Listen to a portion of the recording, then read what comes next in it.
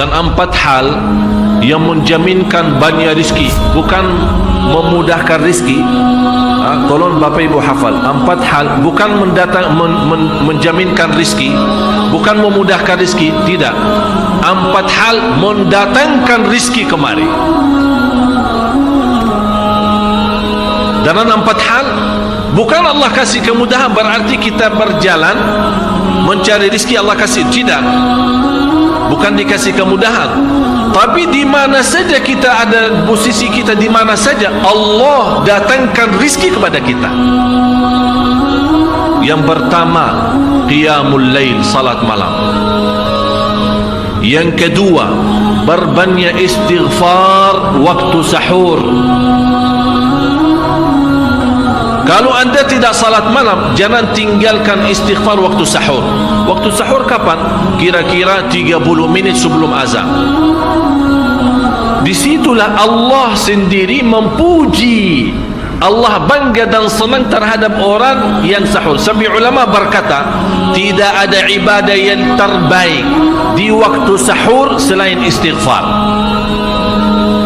Jadi boleh baca Quran, boleh salat malam, boleh zikir, boleh apapun, tapi yang terbaik istighfar. Fokus hanya istighfar. Astaghfirullah wa atubu ilaih, termasuk istighfar Allahumma anta rabbi la ilaha illa ant, yang Bapak Ibu tahu sayyidul istighfar, yang terutama, yang paling luar biasa. Allahumma anta rabbi la ilaha illa anta khalaqtani wa ana abduka wa ana ala ahdika wa wa'dika mastata'at a'udhu bika min syarri ma sana'at abu'u laka bi ni'matika alayya wa abu'u bi dhanbi faghfirli fa innahu la yaghfiru dhunuba. Ya Allah, kalau kita fahami doa ini luar biasa. Oleh karena itu kata Rasulullah, barang siapa yang membaca sayyidul istighfar kemudian di malam hari dengan keyakinan dia meninggal habis baca istighfar, masuk surga. Masuk surga. Berarti ini salah satu doa yang menjaminkan dengan mudah masuk surga. Jadi 4 hal yang mendatangkan rizki, bukan kita mencarinya, dia yang datang kemari. Apalagi saat mencari lebih mudah. Qiyamul lail, salat malam. Tapi dalam bahasa, mohon maaf Bapak Ibu, dalam bahasa Arab disebut qiyamul lail, bukan salat. Tapi kalau diterjemahan dalam bahasa kita salat.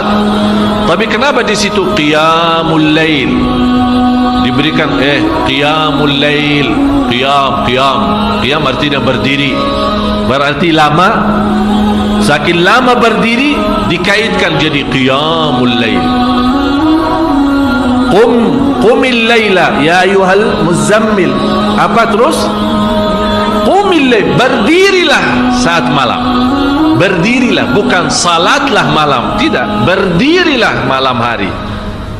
Itu dahsyatnya di situ berdiri.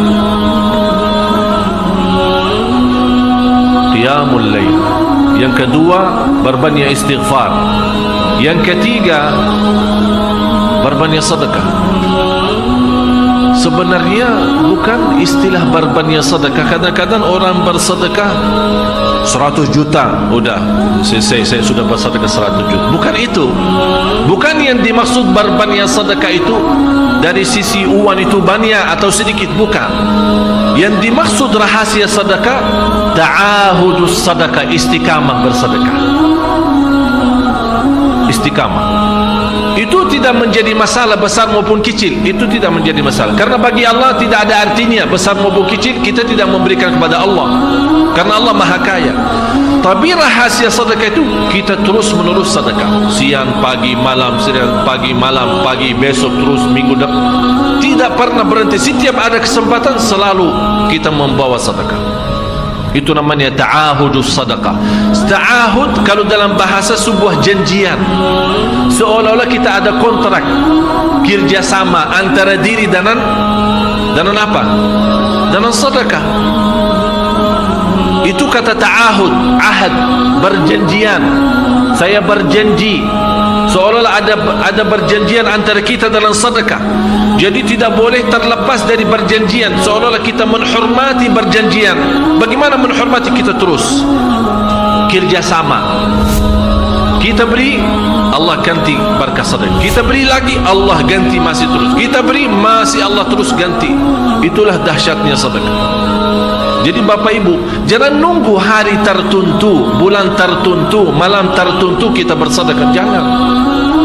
Setiap kita merasa ada berita baik, ada berita maupun ada berita buruk yang menyakiti perasaan kita di rumah tangga kita, anak kita, suami kita, istri kita, apapun, langsung segera sedekah. Disitulah rahasianya.